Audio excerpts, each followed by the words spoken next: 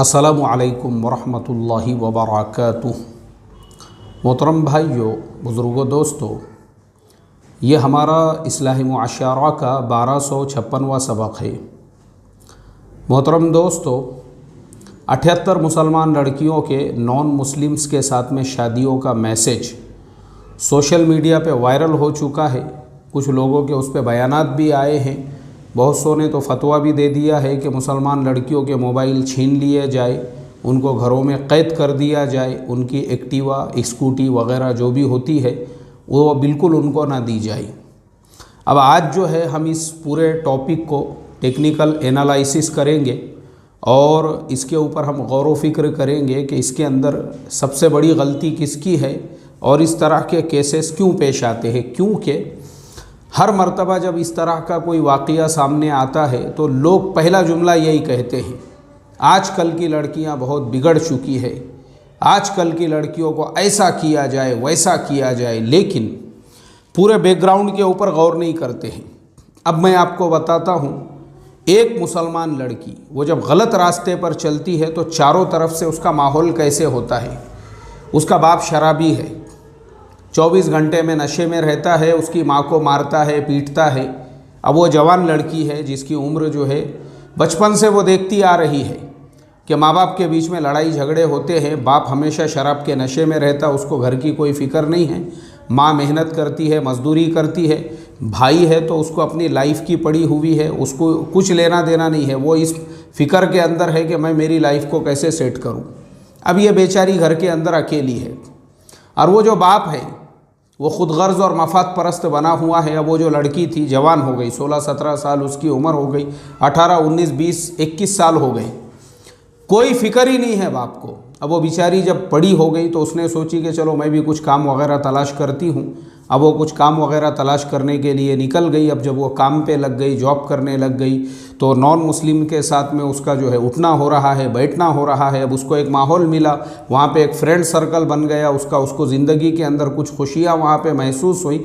और उसी वक्त में जब उसने ये देखी कि आज मेरी उम्र, क्योंकि उसने अपनी सहेलियों को देखी जिनकी उम्रें 16 साल, 17 साल, 18 साल होते ही उनके माँ बाप को उनके निकाह की फ़िक्र हो गई, माँ बाप ने उनकी शादियाँ भी करके दे दी। आज मेरी उम्र 22 साल हो चुकी है, मेरे बाप को कुछ लेना देना ही नहीं है मेरी शादी से, क्योंकि 24 घंटे नशे में है वो, उसको ख़ुद की अपनी फ़िक्र नहीं है, उसकी किडनियाँ फेल हो रही है, उसकी ख़ुद की ज़िंदगी बर्बाद हो चुकी है, उसको कुछ लेना देना ही नहीं है। माँ बेचारी मेहनत मजदूरी करके घर चला रही है। अब ऐसी हालत के अंदर मुझे आप बताइए, उस लड़की को जो फ्रेंड सर्कल बना था वहीं पे किसी ने शादी के लिए ऑफ़र किया और उसके कदम भटक गए और फिर उसने जाके वहाँ पे एप्लीकेशन दे दिया, हाँ ठीक है हम लोग शादी के लिए तैयार हैं। जो पीछे की स्टोरी होती है ना, पीछे की स्टोरी, उसको देखना बहुत ज़रूरी होता है। हम लोग सिर्फ ये देखते हैं आजकल की लड़कियाँ जो है वो गलत रास्ते पर चल रही है। और अरे भाई, जज्बाती बयान और तकरीर करने से पहले लोगों के हालात भी देखो। आपके लड़कियां इन रास्तों पे जो चल रही है उनकी मजबूरियां क्या है। ये बात अपनी जगह पे बिल्कुल बरहक है, ये चीज़ हराम है, नाजायज़ है। हमारी मुसलमान लड़कियों की हमने फ़िक्र करना चाहिए, लेकिन हम फ़िक्र उस वक्त करते हैं जब उनका नाम लिस्ट में आता है, तब हमारे बयान और तकरीर शुरू हो जाते हैं कि मोबाइल छीन लो, स्कूटी छीन लो और उनको जो है घरों के अंदर कोड के बंद करके रख दो। इससे पहले उसके घर में फाके हो रहे थे, उसका बाप उसकी माँ को 24 घंटे मार रहा था, शराब के नशे में धुत था। हमने उस वक्त में उस फैमिली की, उस घर की फ़िक्र क्यों नहीं की। चलो अब मैं आपको दूसरा वाक़या बताता हूँ। अभी मैं कल एक न्यूज़ देख रहा था, एक मुसलमान माँ बाप, 35 साल का रिश्ता, 35 साल का, वो शोहर ने बताया इंटरव्यू के अंदर, बोले हमारी मियाँ बीवी की जो लाइफ थी 35 साल, और 35 साल के बाद में वो जनाब ने दूसरा निकाह किए बीवी से लड़ाई झगड़ों की वजह से। अब आप बताओ, ऐसे घराने के अंदर एक लड़की वो पैदा होती है और मियाँ बीवी में मारा मारी, लड़ाई झगड़े, वो बच्ची जो है जवान होना शुरू होती है, देखती है कि माँ बाप में फिर लड़ाई झगड़े, मारा मारी चल रही है, यानी उनकी अपनी ही लाइफ सेटल नहीं है। अब वो बच्ची खुद जवान हो चुकी है, उसकी शादी की उम्र हो चुकी है। अब ऐसे माँ बाप जिनका खुद का मसला है, ऐसा बाप जो खुद अभी जो है दूसरी शादी के फिराक में है। अब मुझे आप बताओ, घर में जवान बेटी बैठी हुई है, वो बाप जो है अपने उस जवान बेटी की, यानी वो बेटी खुद देख रही है कि यहाँ मेरे बाप का ही मसला है, ज़रा सी बात पे वो दूसरे शादी की बातें करता है, लड़ाई करता है, झगड़े करता है, और वो बाप ने कर भी लिया है दूसरा निकाह। अब ऐसे घर के अंदर जो रहने वाली जवान लड़की है वो क्या करेंगी, मुझे आप बताइए। मेरे मोहतरम दोस्तों, मैं अभी आपको आगे इसका सॉल्यूशन भी बताऊंगा। ये सारे वाक़यात जो होते हैं इसका सॉल्यूशन क्या है, इसका हल क्या है। लेकिन उससे पहले मैं और भी आपको कुछ केसेस बताऊंगा कि हमारी कौम के अंदर हम सिर्फ जब वो लिस्ट आती है ना, लिस्ट आती है और जब ऐसी खबरें आती है 78 लड़कियां गैर मुस्लिमों के साथ में भाग गई है और एप्लीकेशन दे दिया है, पूरी कौम जो है बेदार हो जाती है। लेकिन यही कौम जब बहन बेटी का रिश्ता देखने के लिए उनके घरों पर जाते हैं, 50 नखरे होते हैं, 50 नखरे। क्योंकि मैं ऐसे कई रिश्तों की मजलिसों में जा चुका हूं जहां पे सिर्फ लड़कियों को इसलिए रिजेक्ट किया गया, यार बोले ये छत के ऊपर पीओपी नहीं लगाया हुआ है क्या, पीओपी, ये छत ऐसा कैसा दिख रहा है यार, तुम लोग तो साला गांव खेड़े के जंगली अनपढ़ दिख रहे हैं यार, बोले छत के ऊपर पीओपी भी नहीं लगाए, फिर रिश्ता रिजेक्ट। अल्लाह हिफाजत फरमाए। फिर दूसरी वजह, दूसरा रीज़न, बोले यार लड़की का कलर जो है ना थोड़ा डार्क है, यानी हमारा नौजवान कंप्रोमाइज़ करने को तैयार नहीं है, ना कलर के साथ में कंप्रोमाइज़ करने को तैयार है, ना छत पे के पीओपी के साथ में कंप्रोमाइज़ करने को तैयार है। घर के अंदर जो एक रिश्ते में जाना हुआ, खाने वगैरह से फारिग हुए, जब लड़के वालों से बात हुई, बोलो भाई लड़की वालों को क्या जवाब देने का, क्या पुराने ख्यालात के लोग दिख रहे। बोले वो जो रिकाबिया प्लेटें थी ना उनकी, सब स्टील की प्लेटें थी, वो देख के ही लग रहा था गांव खेड़े के है, क्योंकि अगर स्टैंडर्ड रहते थे ना तो वो चाइना की जो प्लेटें आती वो देते थे। बोले अपने को इससे पता चल रहा, इसलिए रिश्ता रिजेक्ट। तो जो कौम प्लेटों के साथ कंप्रोमाइज़ करने को तैयार नहीं, पीओपी के साथ कंप्रोमाइज़ करने को तैयार नहीं, कलर के साथ कंप्रोमाइज़ करने को तैयार नहीं, मुझे आप बताओ ना, वो कौम की बेटियां गलत रास्ते पर चलकर नॉन मुस्लिम लड़कों के साथ में शादियों के एप्लीकेशन नहीं देगी, क्या करेंगी वो कौम की बेटियां। मजबूर किए हमने, मजबूर, हमारे कौम के जो रीत है, जो रिवाज है, जो रस्म है, जो हमने निकाह को इतना मुश्किल बना दिया है, इसलिए वो कौम की बेटियों के लिए जिना का रास्ता आसान हो चुका है, इसीलिए वो जिना के रास्ते पे चलने पे मजबूर है। क्योंकि इस कौम के नौजवान को ये किसी में भी कंप्रोमाइज़ नहीं कर सकता है। एक बहन को हम समझाने के लिए गए, उस बहन ने एप्लीकेशन दिया था, उस बहन के घर पे हम समझाने के लिए गए कि बहन ऐसा क्या मसला हो गया जिसकी वजह से तुम जो है किसी दूसरे के साथ में शादी करना चाहती हो। उसकी माँ ने बोली, बोले मौलाना साहब और जो हमारे साथ साथी थे, बोले भाइयों मसला ये है कि मेरे बेटी को अभी तक 35 मुसलमान लड़कों ने ये बोलकर रिजेक्ट किया, किसी को उसकी आंखें सही नहीं लग रही है, किसी को कलर सही नहीं लग रहा है, किसी को नाक सही नहीं लग रही है, किसी को हाइट सही नहीं लग रही है। क्योंकि हमारे हर मुसलमान लड़के को या तो सना खान के जैसी एकदम टकाटक या फिर नूरा फतेह की जैसी वैसी औरत चाहिए उसको, वैसी लाइफ पार्टनर चाहिए, एकदम टकाटक चाहिए उसको, यानी उसको देखते ही इसके पूरे अरमान जाग उठे।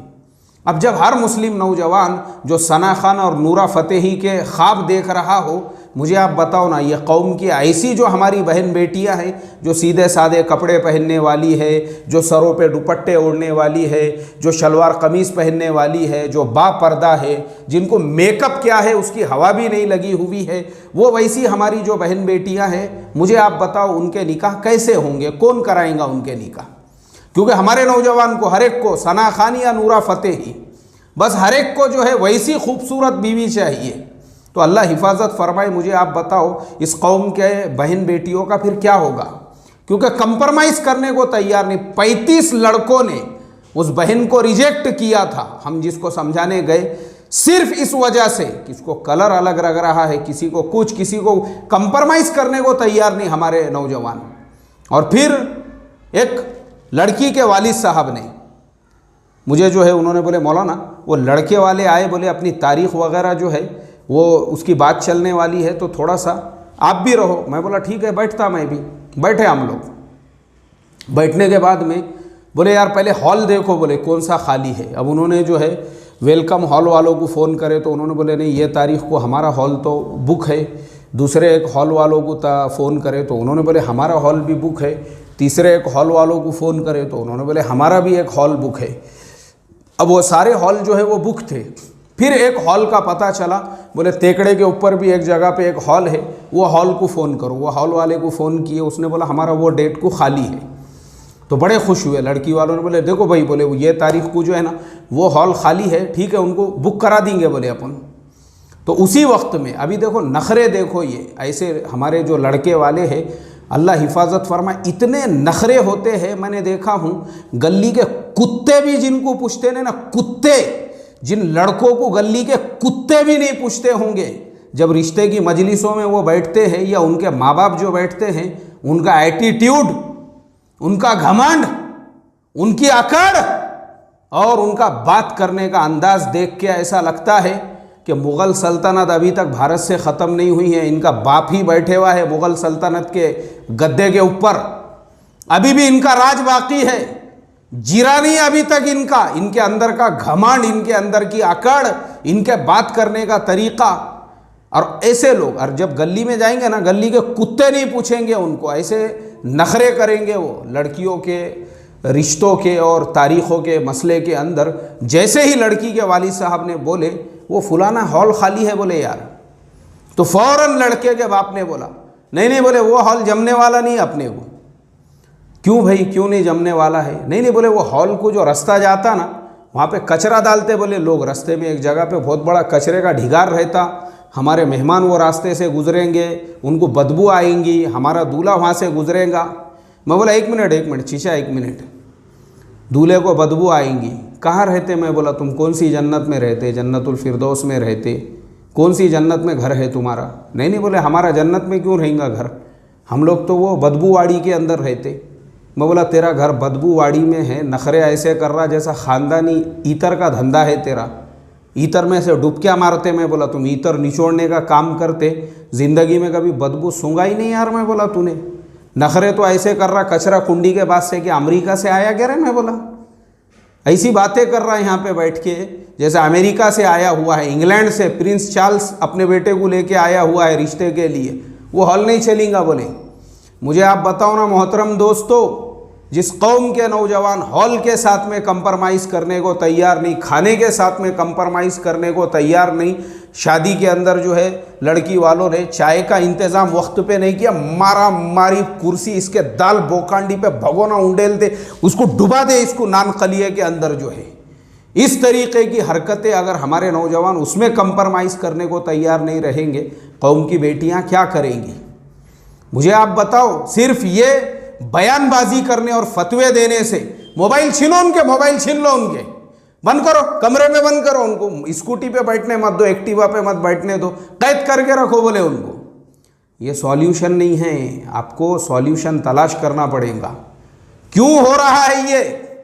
जो बाप पिदाड़ा है, दारूड़िया है, 24 घंटे नशे के अंदर है और उसको कोई फिक्र नहीं है, ना बीवी की फिक्र है, ना बच्चों की फिक्र है। जवान बेटी घर में है जिसकी उम्र 24-25 साल हो रही है, उसके साथ के सहेलियाँ 3-3, 4-4 बच्चों की माँ बन चुकी है, वो बेचारी देख रही है मेरे बाप को खुद की फिक्र नहीं, अभी तक माँ को मारते हुए आया है, क्या ये मेरा निकाह करा के देगा?